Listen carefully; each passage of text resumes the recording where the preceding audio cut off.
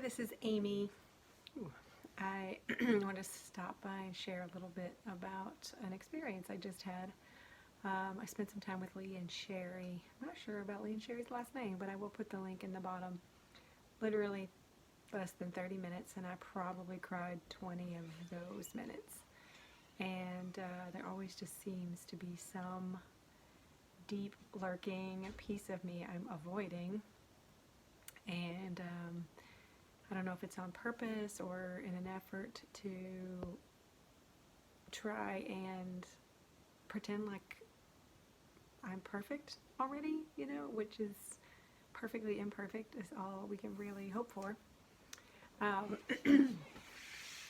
so it was really fascinating. One of the questions he asked me was like, who abused you? And wow, I can't outright say that anybody's actually abused me. And, verbal, emotional, spiritual, not physical though, right? So, like, my response was, well, all my abuse has been subtle. And and then he immediately called me out on that, which is fantastic because I had no idea how that would look if someone else were to show up in front of me and tell me that they'd been abused, but it was subtle. I would not let that fly.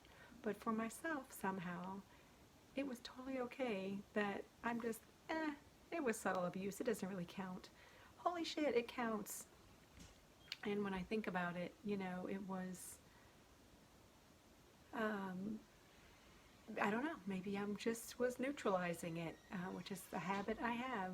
And if there's anything I'm going to say, it's that I am constantly evolving also. So anything I've shared in a video might change in the next video. So heads up about that, because I am constantly discovering new things, new facets of my soul and my heart that just want to have the light on it. So I would never, ever, ever look at a child or a young person or an adult and say that their hurt was subtle and so it doesn't count. Just because, I wasn't physically abused or dramatically abused does not mean that it doesn't count, because, some souls are just a little bit more sensitive than others. And that doesn't excuse it, but, it can hurt as much as somebody who's been literally physically beaten within an inch of their lives. It can just leave junk in the way of really living in bliss and happiness and accepting love. And anyway, it was very, very, very powerful session. So, very powerful. And sorry, that just sounded weird to me, so I thought I would repeat it. So maybe I needed to say that twice. Powerful. Just the alchemical release of tears that I shed every 3 minutes that we were in conversation. They have a very, very strong ability to help you shift. So if you're looking for some guidance or counseling, we probably worked a little bit more with what I might call my inner child, and I haven't done a lot of work with that.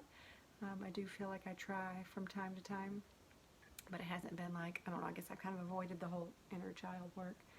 See? Shame, no shame either, but just the fact that I've been avoiding it intentionally because it sounded hokey.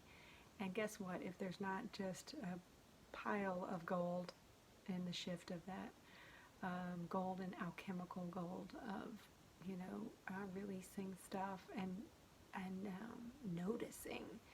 And so for me, I'm kind of a visual person, so I need to visualize my younger self. So I probably, after this, I will sit down in a little meditative space or just make time every day to chat with her and see where she is, to really listen to her, because, even asked me, has anybody ever been there for you? Like, and, no offense to the people I've been around, but I have never felt really safe to share how I feel truly. Like, it's kind of weird to think about that. I know people might try, and some have been there, but having someone be there the way you need them to be there can sometimes only be you. So I think that's what I'm going to work on right now. So once I discover that, I will be much better in showing other people how to do it. And I remember something came to my mind this morning about, like, I love me more than I love you. And meaning I've had to learn to love myself. I had to, like, kind of pull the love back from other people, so that I can fully stand in my own position of self-love and empowerment, in the way that, like, if I ever step out of it, I'm completely aware. Or if someone were to come at me with something less than loving, that I would notice it immediately, because it does not feel like my fully embodied self-love state. So I see the magic in getting there, and it likely will be a mastery I spend a lifetime doing. But what better mastery than mastering your own heart and your own space and your own energy? So anyway, this is just some of today's magic. I've noticed some of this manifesting, by the way, with my own children, especially during this lovely pandemic. So, just because we're not exposed to the real world doesn't mean we're not exposed to our triggers. And, this relationship I have with my children is super important to me to be a really good mom. It's super important to me to love them. But even in the face of that relationship, I must stand in my own self-love, because then I'm going to end up being resentful or angry or frustrated. But when I'm standing in my own place of self-love, then there's no reason to feel those things necessarily. I can feel them, but let them go. But it's just a more empowered game, if you will, a more empowered expression. I use game not in manipulation, but as in the playfulness. So anyway, the inner child work has begun. I'll let you know how that goes. And again, I'm kind of a visual person, so I'm going to need to really sit and visualize what that looks like for me and how that works.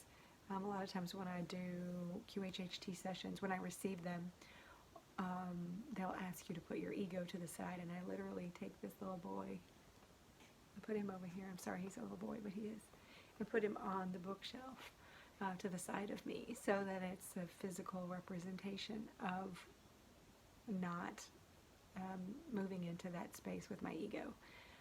So I'm going to do some semblance of that with my inner child. I'm going to check in and see where she is.